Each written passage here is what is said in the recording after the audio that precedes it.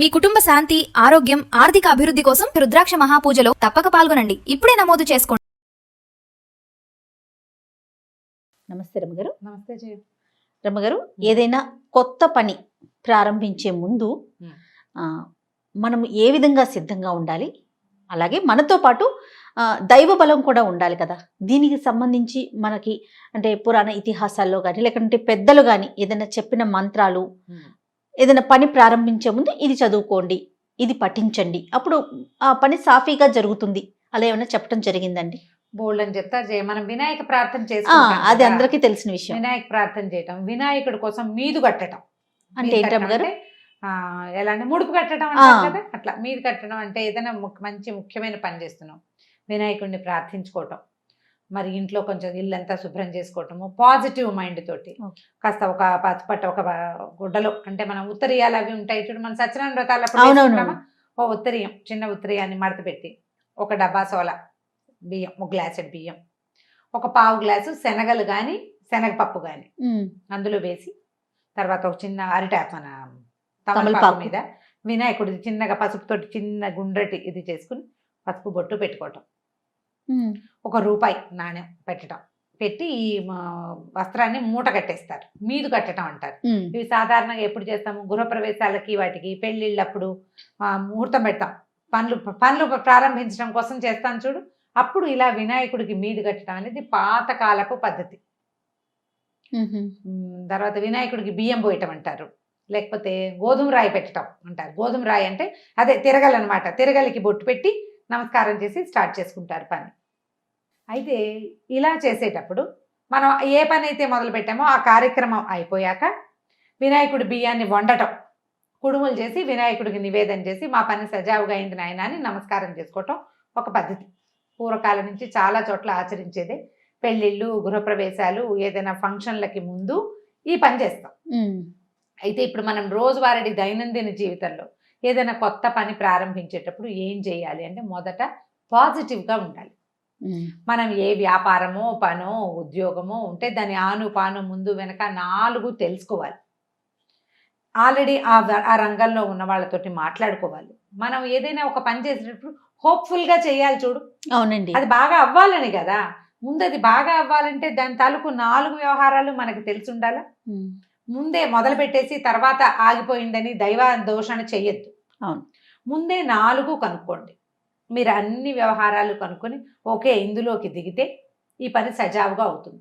మనకి దైవ సహాయం కావాలి. ఈ దైవ సహాయం కోసం మనం ఈ పని మొదలు పెట్టుకోవాలి. ఇట్లా వినాయకుడికి నమస్కారం చేయటం, వినాయకుడి కోసం ఒక చిన్న బెల్లం ముక్క నివేదన చేయటం. రోజు ఈ పని మొదలు పెట్టుకున్నాక ఏదో కాగితాలు రాయటం మొదలు పెడతాము, తర్వాత ప్లానింగ్ స్టార్ట్ చేస్తాము. ఈ ప్లాన్ సరిగ్గా అవ్వాలన్నా కూడా మీరు వినాయకుడి కోసమే ప్రత్యేకంగా దీపము, వినాయకుడికి ఒక చిన్న బెల్లం ముక్క నివేదన చేయటము అలవాటు చేసుకోండి. ఈ గణపతి విగ్రహాలు మనకి చిట్టివి పెద్ద పెద్దవి బోల్డ్ అని కానీ దొరుకుతాయి, ఎన్ని రకాలు. ఒక గణపతి ప్రతిమని ఉంచుకోవటం, రోజు ఆ గణపతి ప్రతిమని శుభ్రం చేయటం మనం ఒక ప్లానింగ్ మొదలు పెట్టంగానే చేయాల్సిన పని అనమాట. శుక్లాంబరధనం విష్ణు శశివర్ణం చతుర్భుజం ప్రసన్నవదనం ధ్యాయేత్ సర్వవిఘ్నోపశాంతయే. ఈ శ్లోకం చెప్పుకుంటాం. ఇంకా మీకు మంచి శ్లోకాలు వస్తే 4-5 శ్లోకాలు చెప్పుకోండి, పద్యాలు కూడా. మీ గణేష్ పంచరత్నాలు లాంటివి చెప్పుకోవటం. గణపతికి చక్కగా పసుపు పెట్టి దాని మీద కాస్త ఆయనకు బొట్టు పెట్టడం, ఈ 2 శ్లోకాలు చెప్పుకుని ఒక దీపారాధన చేసి ఒక చిన్న బెల్లం ముక్కని గణపతికి నివేదన చేయండి. దీనివల్ల మనం ప్రారంభించిన పని సజావుగా ముందుకెళ్తుంది. మీరు ప్రయాణించేటప్పుడు మీ హ్యాండ్ బ్యాగ్లో కానీ మీ బ్యాగ్లో కానీ వస్తువులు ఎక్కడికైనా సూట్ కేసు పట్టుకెళ్ళేటప్పుడు ఒక గణపతి ప్రతిమని షోపీస్ లాంటివి కూడా దొరుకుతున్నాయి, పేపర్ వెయిట్ లాగా కూడా గణపతి ప్రతిమలు దొరుకుతున్నాయి. వారిని నీతో పాటు తీసుకెళ్ళటం అలవాటు చేసుకోండి. ఆ గణపతి మనతో ఉన్నాడన్న భావన మనకి ధైర్యాన్ని ఇస్తుంది. ఇలా షోపీస్గా మనతో పట్టుకెళ్తున్నటువంటి గణపతికి మనం పూజా విధానము అవి చేయము, కానీ ఆ స్వరూపం మనకి కనపడుతూ ఉంటుంది. మనం వర్క్ చేసే టేబుల్ ఎదురుగుండా గణపతిని ఉంచుకోండి. అనుకున్న పని సజావుగా, ఒకవేళ ఏదైనా సమస్య వస్తే ఈ గణపతి నీకు తోడుంటాడు. సమస్య కనుక వస్తే రాలేదు, నువ్వు ముందుకెళ్తున్నావు, ఒక్కో అడుగు బేబీ స్టెప్స్ వేసినావు, నీకు తోడుంటాడు, నీతో పాటు నడుస్తాడు గణపతి. ఇట్లా గణపతికి మన జీవితంలో భాగస్వామ్యం ఇవ్వండి. గణపతిని మన పెద్దన్నయ్య అనుకోండి. దీంతో పాటు మనం ఏం చేయాలంటే గణపతిని మనం పెద్దన్నయ్య అనుకున్నాం అంటే ఫ్యామిలీ అనుకోమని చెప్తున్నాం కదా. అవునవును. ఫ్యామిలీని మీతో ఉంచుకునే ప్రయత్నం చేయండి.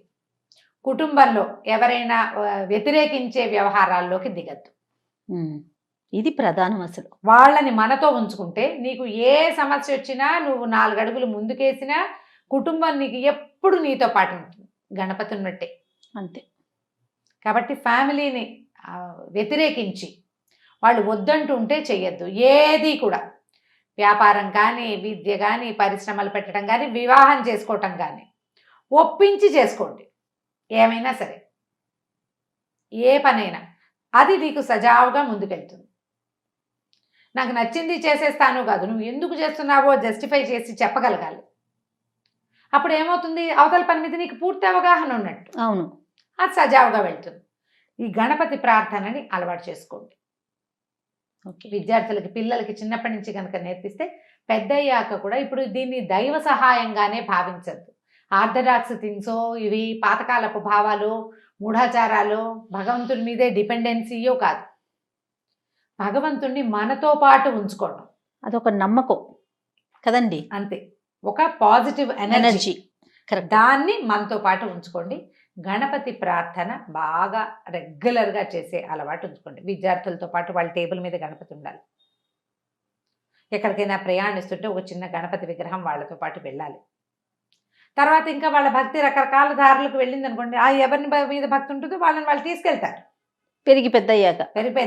చిన్నతనం కనుక మనం ఇట్లా అలవాటు చేస్తే ఆ తోడుగా ఉండటం, ఎవరో ఒకళ్ళతోటి అట్లా ఉండటం, దానివల్ల ఏమవుతుందంటే తమకి గణపతి నిలబడ్డట్టుగానే వీళ్ళు ఇంకొకళ్ళకి ఆలంబనగా నిలబడ్డం వస్తుంది. అవునవును.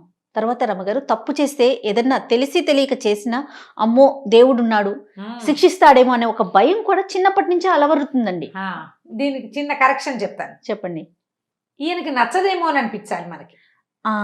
దేవుడికి నచ్చదు, అమ్మో నేను ఇలా చేయకూడదు, దేవుడు మెచ్చని పని అని అనిపించాలి. దేవుడు శిక్షించి నిన్ను పడేయడు, పాడు చేయడు, కానీ చూస్తాడు. అది కరెక్ట్ అండి, మీరు చెప్పింది కరెక్ట్. మనం భగవంతుడు మనల్ని చూస్తున్నాడు, అతను మనతో పాటు ఉన్నాడు, ఆయన మెచ్చే పని చేయాలి కానీ నచ్చనిది చేయకూడదు అనే ప్రాక్టీస్ మన బ్రెయిన్కి మనం అలవాటు చేసేసేయాలి. పిల్లలకి నేర్పిస్తే క్రమంగా వాళ్ళు అది అలవాట్లో ఉంటారు. భగవంతుడు చెప్పుకోవటం, చేసిన పొరపాటు దాన్ని సరిదిద్దుకోవటం, మళ్ళీ చేయకపోవటం, అవన్నీ కూడా ప్రాక్టీస్ అవుతాయి. సో ఏ పని మొదలుపెట్టినా గణపతిని తొలిగా ఆరాధించాలి. ఆయన్ని మనతో పాటు ఉంచుకునేలాంటి ప్రవర్తనని మనం కలిగి ఉంటే మొదలుపెట్టిన పెద్ద పనైనా చిన్న పనైనా తప్పకుండా అవుతుంది. ఎందుకంటే ఈ పాజిటివ్ ఎనర్జీ మనతో పాటు ఉంటుంది కాబట్టి. రైట్. నమస్తే. నమస్తే.